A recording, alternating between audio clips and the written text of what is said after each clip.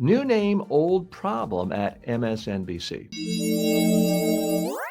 According to the Times, MSNBC will retire its 30-year-old name on November 15th and become MS Now, a $20 million rebrand to avoid confusion with NBC News after a corporate split. They used to share offices and reporters with NBC, part of it, and they're going to be. The network tapped Rachel Maddow for patriotic-themed ads. She reads the Constitution with the promise that favorite shows and time slots remain. Nielsen shows MSNBC's audience down a whopping 34% year over year. CNN fell only 21%. Fox News rose 18%. But branding isn't the core issue. Habit is. Fox built loyalty with stable, long-running hosts. Sean Hannity for 30 years. Bill O'Reilly for more than 20 years. Steve Doocy anchoring Fox and Friends until he was so old he retired. By contrast, MSNBC cycled lineups heavily in its first 50 years. And today, its biggest star anchors one night a week. Viewers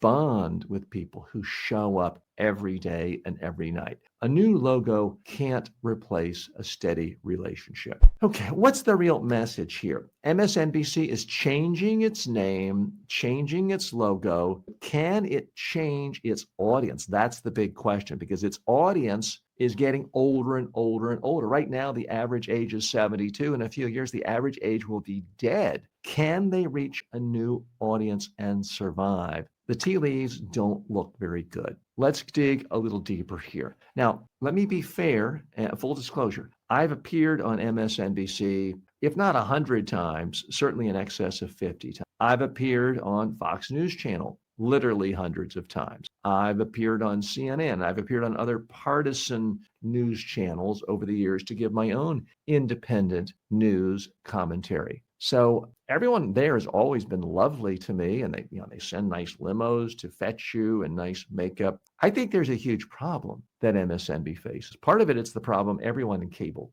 not just cable news, cable faces, and that people aren't watching cable. I was a news junkie for most of my life, and I guess still am, but I'm not watching cable TV. I see little clips of it on social media. So that's a huge problem they have. I also think that MSNBC made a stumble right out of the gate. I well remember, because I think I had applied to be one of their commentators, and I was certainly pitching them regularly in their early years, but they were trying to be all things to all people. And they had Ann Coulter, renowned flame-throwing conservative, as one as their pundits. They had a lot of conservatives, and they were trying to be all things to all people. Roger Ailes, the creator of Fox News Channel, knew right from day one, I have a clear-cut mission. I want to be conservative talk radio, but on TV. I want to be fair and balanced in his mind, meaning I'm balancing out all the other networks who I perceive and my audience perceives as too liberal, and I'm going to give them a conservative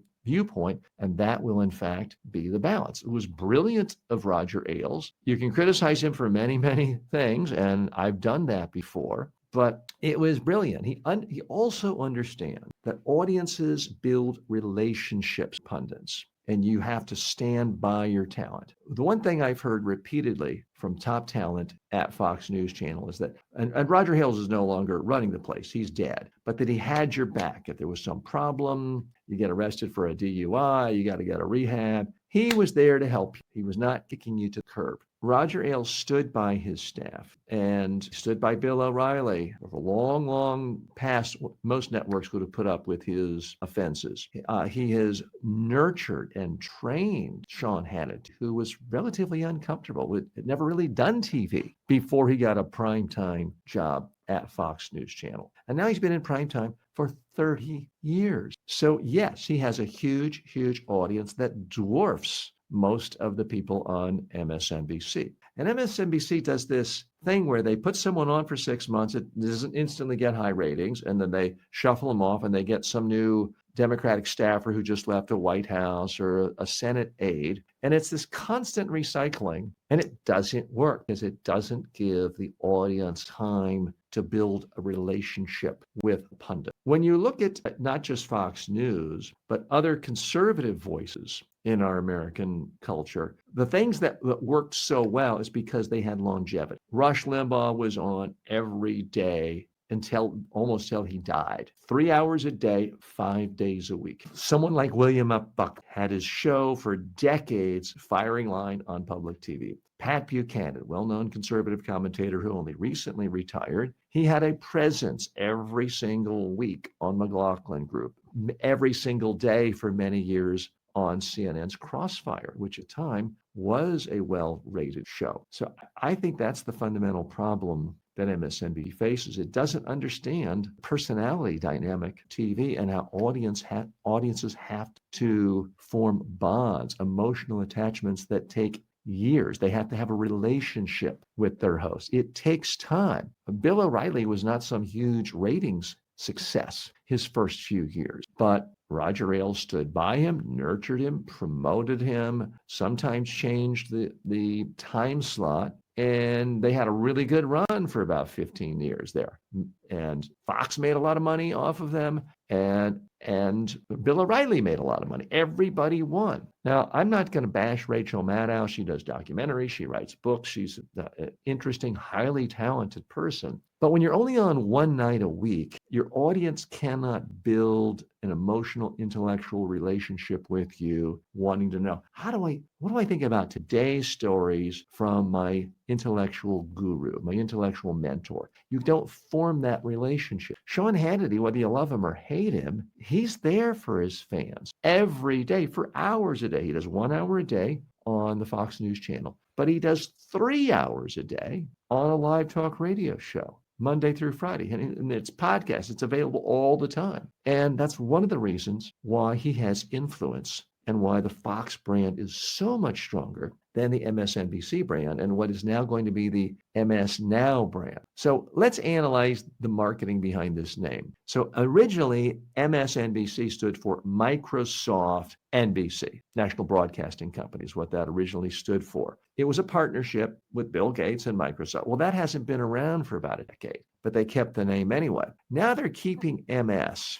And it allegedly stands for My Source for News, Opinion, and World. I got to tell you, it's very easy to second guess names, acronyms, branding campaigns, but this just seemed awful to me. MS, I think for many Americans, reminds them of the title Ms., which became popular in the 1970s because women, I think rightfully so, said, why is a man addressed as Mr., but no woman in the New York Times or any other publication can simply have a label that doesn't define whether she's single or married. Miss meant you were single. Mrs. meant you were married. So it became a feminist symbol to say your name was Ms. Smith or Ms. Walker, because it's basically telling people you don't have any right to know whether I'm married or single. And frankly, I don't think anyone needs to know that if they're not given the same information about a man from a title. But because of that, it is seen, the title Ms. is seen as sort of almost the cliche of the angry feminist who's unattractive, who's strident, who you shouldn't have to listen to. I'm not saying it's fair, but to so many Americans, that's the symbol. So you're playing into the hands of people who are already trying to caricaturize you and mock you. I don't know why you do that. And it certainly doesn't seem to just flow out of the mouth. Fox. I watch Fox. Easy, simple. What are the associations with the word fox? Either a crafty animal that's smart, or fox is also a nickname for an incredibly good-looking person. Oh, wow, that person's a real fox. So there's no negative connotations with the word fox. I don't know why they couldn't come up with something like that rather than a bunch of initials that either have no meaning or perhaps negative meaning. Here's the bigger problem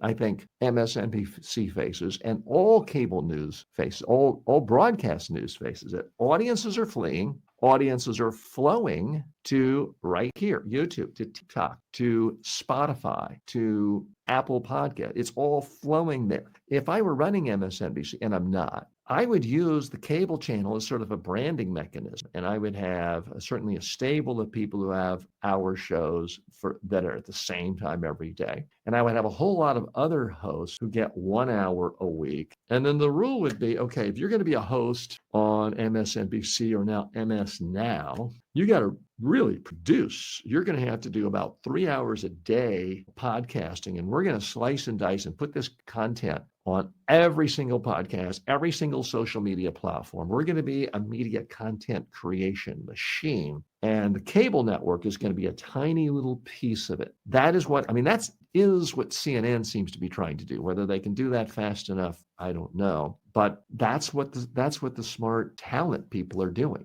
You look at Bill Maher of HBO. You look at Seth Meyers. You look at all of these. You look at Sean Hannity. All of these people who are big stars on traditional networks all have their own podcast, and some of them are doubling and tripling down. And that, I think, is what MSNBC or MS Now should really be. They should think of themselves as a content podcast creation factory, really boost up the content and use their main cable channel as just sort of a marquee way of branding. But they haven't asked me. What would you do if you were running MSNBC and the new MS Now? First of all, what name would you pick? And feel free to share in the comments whether you're watching this live or on demand.